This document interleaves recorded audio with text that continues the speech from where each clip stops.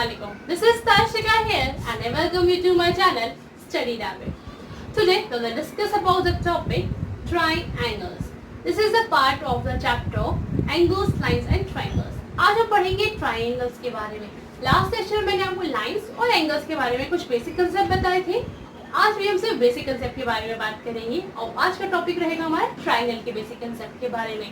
जैसे मैंने आपको लास्ट सेशन में बताया था कि बच्चे बेसिक कंसेप्ट में वीक होते हैं और उसकी वजह से उनको बेसिक टाइप के क्वेश्चंस को सॉल्व करने में बहुत ज़्यादा प्रॉब्लम होती है और यही बेसिक क्वेश्चंस आपके हाई लेवल क्वेश्चंस में आपको डिफिकल्टीज दे सकते हैं.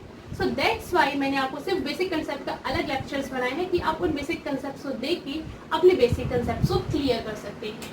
So without wasting our time let's start with our topic triangle. So student, here is your diagram. ये है आपका डायग्राम और इसी को हम कहते हैं triangle.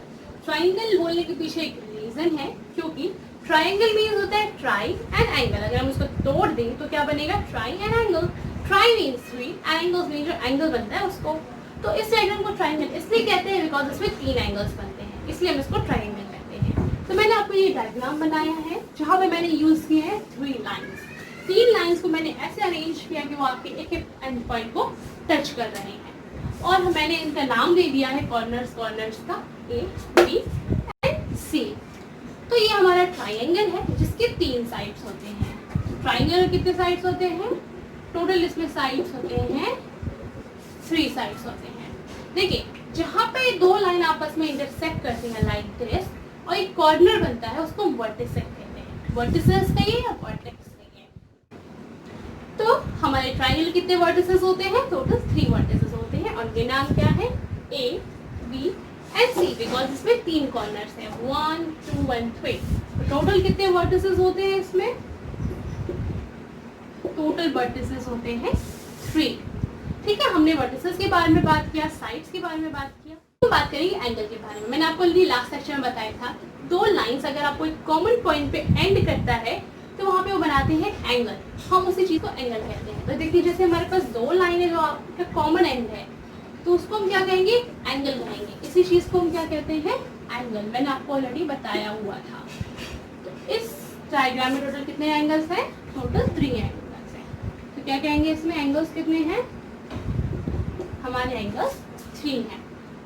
A B and C. Total 3 angles हम इसमें यूज करते हैं. तो अगर हम इन एंगल्स का नेम लिखें तो नेम क्या होगा? लाइक देखिए एंगल्स के नेम. एंगल ए मैंने आपको बताया था एंगल को कैसे रिप्रेजेंट करते हैं. Angle B and angle C. अगर हम वर्टिसेस को रिप्रेजेंट करते हैं तो कैसे लिखते हैं? ए बी एंड सी. और साइड्स को रिप्रेजेंट कैसे करेंगे?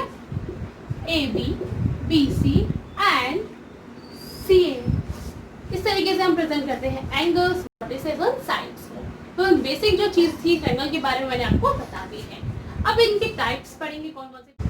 So now we are talking about types of triangle on the basis of angle. Angle के basis of triangle से कितने टाइप है? अगर हम मान लें triangle के 3 बच्चे हैं on the basis of angle में देखा जाए तो कौन कौन से होते हैं? First is right angle triangle. अब आप राइट एंगल, अभी आपको ध्यान होगा आपने मैंने लास्ट लेक्चर में ही सिखाया था. राइट एंगल ट्राइंगल मीन्स क्या हो जाएगा?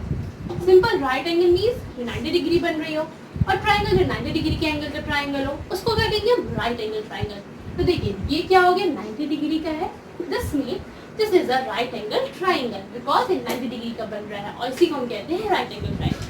अगर हम नेक्स्ट ट्राइंगल के बारे में आए तो सेकेंड वाले को कहते हैं एक्यूट एंगल ट्राइंगल.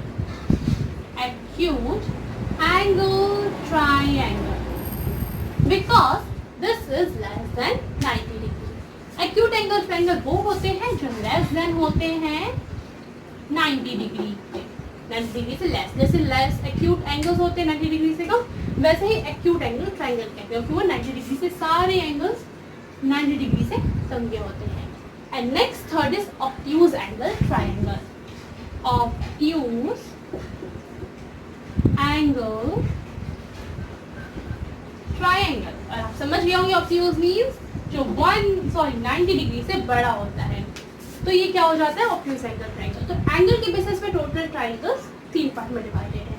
और ये बात हमेशा ध्यान रखिएगा कि एंगल्स के जो तीनों एंगल्स होते हैं, सॉरी ट्रायंगल के जो तीनों एंगल्स होते हैं वो हमेशा 180 डिग्री पे ही रहते हैं, ना 180 डिग्री से कम होगा ना 180 डिग्री से ज़्यादा होगा।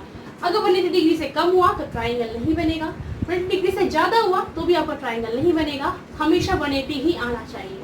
मीन्स ये तीनों अगर हम सम करें तो हमेशा 180 हो, इन तीनों का सम करें तो हमेशा 180 हो, तभी हम इसे कह सकते हैं ट्राइंगल। अब देखिए, अगर हम ट्राइंगल को फर्दर डिवाइड किया जाए on the basis of sides, sides के दिमाग में रखते हुए अगर हम डिवाइड करते हैं ट्राइंगल्स को, तो टोटल ट्राइंगल अगेन 3 पार्ट में डिवाइड होते हैं। जैसे एंगल के बेसिस पे था वैसे ही साइड के बेसिस पे देखें तो भी 3 पार्ट में डिवाइड होते हैं। और वो 3 पार्ट क्या है? First is equilateral triangle, second is isosceles triangle and third is scalar triangle. First हम बात करते हैं इक्विलेटरल ट्राइंगल की। इक्विलेटरल ट्राइंगल, इक्विलेटरल आप समझ गए होंगे, इक्वी मींस इक्वल। अगर तीनों साइड्स इक्वल होती हैं दिस में हम कह सकते हैं वो इक्विलेटरल ट्रायंगल है। मींस ये 5 सेंटीमीटर है तो ये भी 5 होगा, ये भी 5 होगा, तो इनको हम कहेंगे equilateral triangle. Next is isosceles triangle.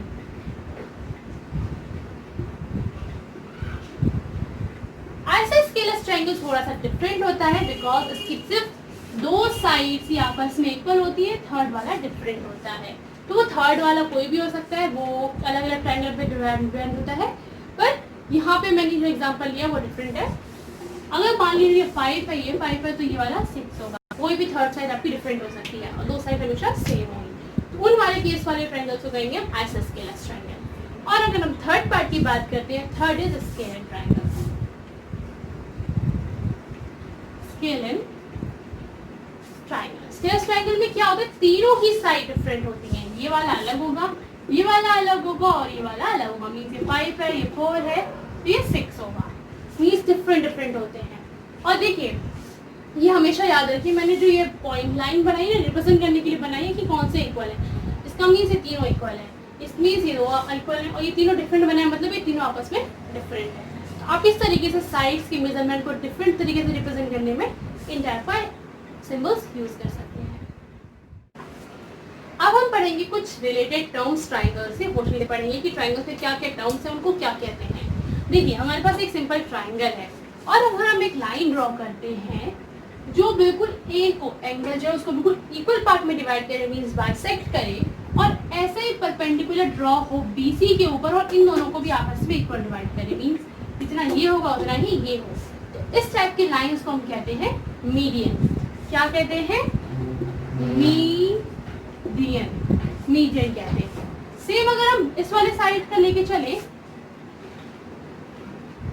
तो अगर हम इसको डिवाइड करते हैं तो ये क्या करेगा, एसी को इक्वल पार्ट में डिवाइड करेगा और इस वाले एंगल को बाइसेक्ट करेगा, मतलब इक्वल पार्ट में डिवाइड करेगा। और सेम अगर हम इस वाले पॉइंट को लेके चलते हैं तो सेम ये भी ऐसे जाएगा, इनको आपस में इक्वल पार्ट में डिवाइड करेगा। और ये जो पॉइंट है जिस पे तीनों लाइन आपस में इंटरसेक्ट करेंगी, तीनों मीडियन आपस में इंटरसेक्ट करते हैं, इसको हम कहते हैं सेंट्रॉइड। क्या कहते हैं? सेंट्रॉइड। इसी पॉइंट को हम कहते हैं सेंट्रॉइड कहते हैं। तो आप समझ गए होंगे मीडियन किसको कहते हैं। मीडियन जो एंगल को इक्वल पार्ट में बाइसेक्ट करे और हमारे जो नीचे साइड होती है बेस जिसके ऊपर परपेंडिकुलर होता है उनको भी इक्वल पार्ट में डिवाइड करें और तीनों लाइन यहाँ पे आप इंटरसेक्ट करती हैं, उसी को हम कहते हैं सेंट्रॉइड। तो इस टर्म में आपने क्या क्या चीजें सीखी, एक मीडियन सीखा और एक सेंट्रॉइड सीखा। अब नेक्स्ट टर्म की बात करें तो क्या होगा वो, तो हमारा जो नेक्स्ट टर्म है वो ये है एल्टीट्यूड। क्या आते हैं एल्टीट्यूड? Means height. अब देखिए अगर मैं इस ट्रायंगल की हाइट जानी हो तो क्या होगा, जो सबसे टॉप होगा उससे हम बेस तक मैच करके तभी तो हाइट पता चलेगी। तो हमारा टॉप क्या है, ये ए है, और जिसकी हाइट है तो बिल्कुल स्ट्रेट लाइन ड्रॉ करें जहाँ पे ये एंड हो जाए। आपको यहाँ पे ध्यान ही नहीं देना कि इक्वल पार्ट में डिवाइड हो रहे नहीं हो रहे, इससे कोई मतलब नहीं है।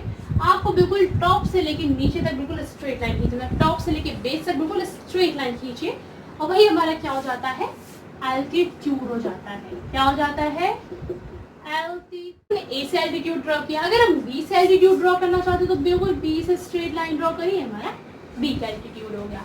और अगर हम सी से एल्टीट्यूड ड्रॉ करना चाहते हैं तो सी से ये एल्टीट्यूड हो गया। तो ये सारी लाइंस क्या हो गई, हमारे एल्टीट्यूड्स हो गए। और जहाँ पे ये पॉइंट इंटरसेक्ट कर रहा होगा इसको हम कहते हैं ऑर्थो सेंटर। क्या कहते हैं, ऑर्थो सेंटर। इस लाइन को हम यूज करते हैं एल्टीट्यूड मींस हाइट पता करने के लिए किसी ट्रायंगल की कितनी हाइट है, और जो ये बीच में पॉइंट है जहाँ पे ऑलरेडी तीनों लाइन इंटरसेक्ट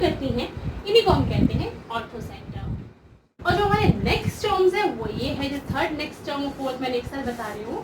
देखिए जो थर्ड टर्म है जो हमारे ट्रायंगल से रिलेटेड वो है incentre. Incentre of circle क्या होता है?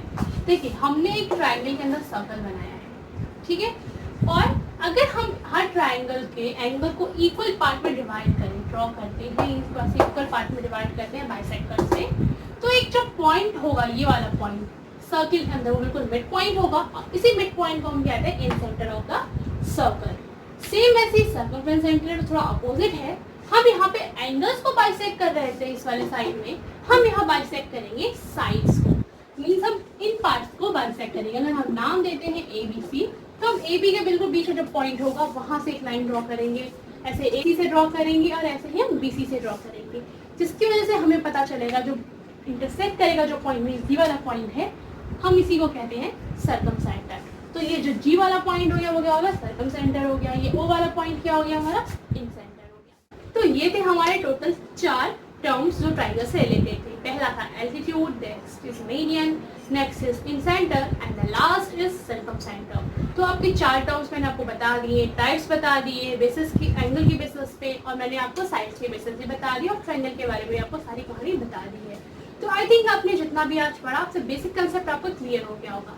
लास्ट 2 लेक्चर मैंने आपको जो भी बताया बेसिक कंसेप्ट के ऊपर, आप प्लीज़ उसको अच्छे से ध्यान से देखिएगा, जिसकी वजह से आपका बेसिक कंसेप्ट क्लियर हो जाए। और मैंने लास्ट लेक्चर का लिंक डिस्क्रिप्शन बॉक्स में प्रोवाइड कर दिया, आप उसे भी चेक कर सकते हैं। So that's for all today guys. I hope you all like my class. So please like and subscribe my channel study rapid. And if you have any query regarding this session, you are free to ask in my comment section. And please don't forget to press the bell icon for the better updates.